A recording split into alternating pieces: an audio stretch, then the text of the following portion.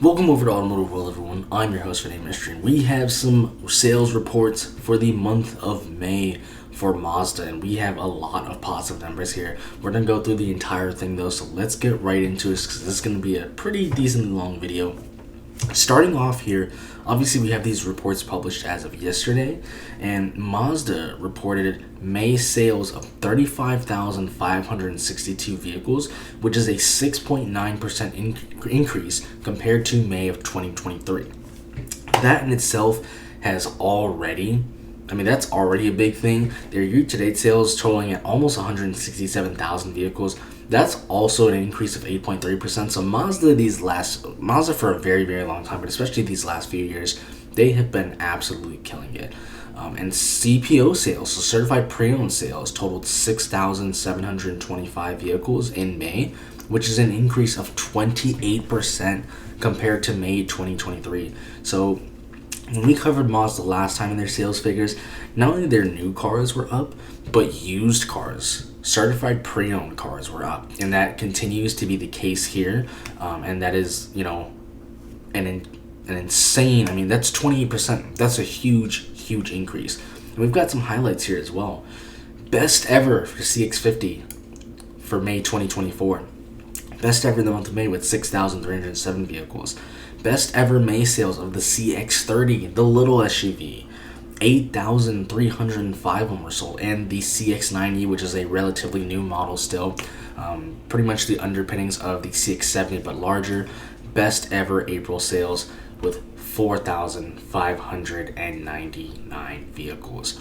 And second best in May for the CPO program. Really good to see that. And even Mazda Motors in Mexico reported May sales of 7,972 vehicles. That is an increase compared to last year of 34%. The year-to-date sales are 35,327 vehicles. That is also an increase of 22%. So Mazda just across the board, absolutely killing it here in the North American and South American market right now. Let's go over to our month to date, and we'll do year-to-date sales as well, just like as we always do on here. We're going to start off with the Mazda 3. So the Mazda 3 grew in sales in total. Overall, they sold 2,658 of them in May 2024 versus 2023. They sold 2,468. Keep in mind, we do have it, by the sedan and the hatchback, but we don't have specific numbers for was it with the naturally aspirated or was it with those turbo models. So we don't have that information, but we do see on Mazda 3s in total, they did sell a little bit more this year. That was a 7.7% change. On these sedans, they grew. They sold 1,622 this year compared to just over 1,300 last year, which that right there is a 24% growth. And we have here on the hatchback, so they sold 1,036 this year. Last year, they actually sold 1,160. So that is actually a change of about 10.7%, and obviously that is going to be a negative change. So the Mazda 3 and the Mazda 3, whether it's a standard hatchback, it's not really a big seller. It's not a volume seller. The hatchback in itself, just because it's a little bit more expensive, and you can get the same car in the stand for less. So it's not uncommon to see that, but it is interesting to see that change did go down there. If we look at year to date as well, we can see here Mazda 3 sales are up 22.4%. Currently on the sedan, we are up 39% for that year to date. And on the hatchback as well, they're still up 5.9%. So even though the hatchback did slip in sales a little bit this month, they are still up overall, which is really good. Mazda 6, rest in peace. Obviously that vehicle is no longer with us. Maybe it might return in the future, but unfortunately that vehicle is no longer with us. Not really sure why they still have that on the list here, but it is what it is. MX-5. This is really a really interesting list. You'll recently have seen that we did with our our Subaru sales. We saw what was happening with the WRX and BRZ and just enthusiast cars like that. And Mazda MX-5 Miata is seeing sales down 12.3%. Last year they sold a little bit over 1,000. For the month of May. This year we're at 956. They are still down on the year to date as well. They can catch up there with that. I think they have enough time, but they are still down there as well with the regular MX5. We're down here 27.6%. Then we have the MXR here. That's up a little bit, 9.9% from 444 last year to 488 this year. But overall, the MX5, it's also not a volume seller, but it is down. And then overall on the year, last year they sold 4,647. This year we're at 3,228. Is there room for them to make that up? Absolutely, but whether that is going to happen, we will have to, it will be remain to be seen. So unfortunately, MX5, and this is something that, we have projected, and this isn't uncommon in the industry, It's a great car, but everybody wants a truck and an SUV, and also for the money, I mean, for a lot of people, it's just not practical. So unfortunately, that's, those are those numbers. Really, really bad signs, though, for the enthusiast market who love the MX-5. For the CX-3, it's no longer, so that is gone. Obviously, that's been succeeded by the CX-30, which had a really, really great month. Last year, selling a little bit over 6,000 for the month of May. This year, we're already at 8,305, so that's a 36.3% increase, and they are already up on the year as well, over 39.3%. So they are absolutely killing it with that vehicle, and that vehicle is going to have a great year. The CX-5, always a strong seller, is a little bit down compared to last year. Last year in the month of May, they sold 14,100. This year, they sold 12,600. Not a bad amount, but that is down 10.6%. And when we look our year to date, they are down 13.5%. 67,160 sold last year. This year, we're at 58,094. There is still, especially with the demand for the CX-5, I think they can very easily claw back to that number. But it is interesting from the CX-5 and the CX-50 how much the CX-50 has grown, because I do feel, especially here in America, the CX-50 is kind of stealing away some sales from the CX-5. So that's really, really interesting. Coming over to the list here, this is an interesting one. The CX-9 is obviously no longer. The CX-90 has replaced it, and honestly, it's a better vehicle. However, last year, there was 3,349 of them. This year, for the month of May, they sold one. So somewhere out there, a dealer had one, and they were able to sell it. So that's still a 100% decrease. That's a meaningless stat. It's an anomaly. But it's interesting to see that there was a CX-9 that slipped through the cracks.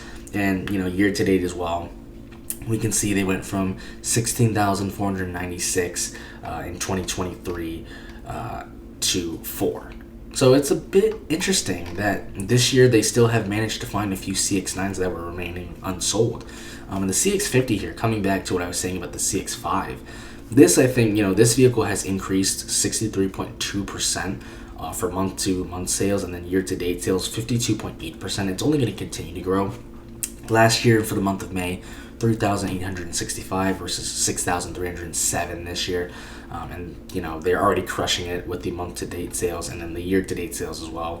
They're already at almost about 28, close to 28,000, and that is up 52.8% from last year. And I think that number is only going to continue to grow. And like I said, that goes back to the CX-5. The CX-5 is still a very popular vehicle. It's a great vehicle. It's still in demand, but definitely, especially here in the American market, especially that the fact, the pricing for CX-5 and CX-50 is so close. With the CX-50 too, you do get a little bit of a wider stance. You do get a little bit more off-road capability, and you do get a little bit more towing as well, 3,500 pounds on that versus the 1,500 on the CX-5. I think it just makes more sense for a lot of people to buy the CX-50, and I think it definitely is, taking away some of the shine from the CX-5. The MX-30, this was a compliance car. This car was honestly, it was kind of dead on arrival when it came out. We didn't sell any this year. We're going to skip right over that. CX-70, the new model, just came out. Obviously, we only have 136 sold for month of May, and we have 181 year to date. This is a brand new car. It's pretty much the same as the CX-90, except it is a little bit shorter. It doesn't have that third row, but has the exact same powertrains. It is a little bit more in terms of starting MSRP versus the CX-9, which is a bit interesting. However, when you think about it, most people are buying big third row SUVs, so more than likely with the CX-9, which we see on things like the Honda Passport as well, just because they sell more, they can probably scale it down and get the cost down a little bit more. But interesting to see there that we sold 136 in the month of May, and we've got 181 year to date. So most of the sales came from the month of May. So that's really, really interesting there. And then obviously, like I said, the CX-90, we've got 4,599 sales for this month of May in 2024. Last year was 2,281. That is an increase of 101.6%. So huge increase for the CX-90. Great car. It's going to make them a lot of money. And the year-to-date sales are already up as well. 3,413 compared to when we look at it now, 18,277. That is a 435.5% increase. The CX-70 I think will be up there as well. I think the CX-90 will continue to sell more just because it is a third row, and there's going to be a lot of families who want a third row SUV. Especially too if the pricing remains. If the CX-90 is cheaper, it makes more sense than just get 3 rows versus 2, even if you don't need it. But the CX-90 I think is going to do absolutely great. Because not only because of the pricing, but the value. It looks great.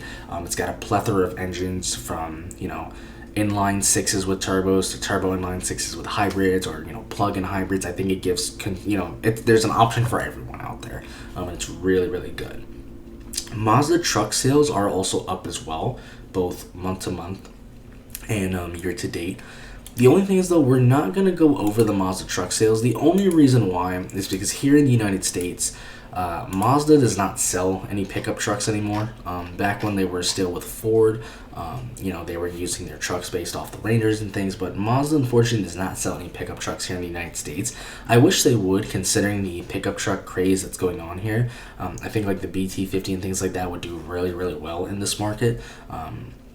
Even if it was a more premium priced vehicle, even if it wasn't as rugged, I think there's a lot of people who just want a lifestyle pickup truck.